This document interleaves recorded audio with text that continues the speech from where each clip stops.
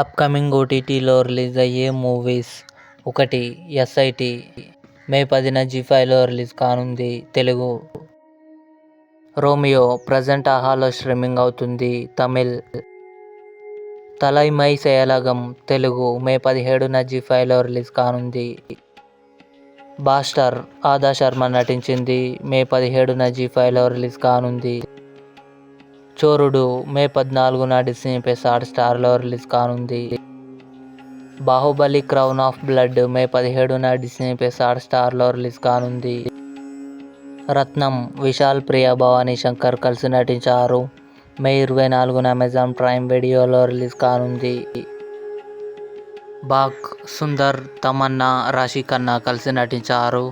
June 7న జీ5లో release కానుంది. బడే మియా చోటే మియా అక్షయ్ కుమార్, టైగర్ ష్రాఫ్ కలిసి నటించారు.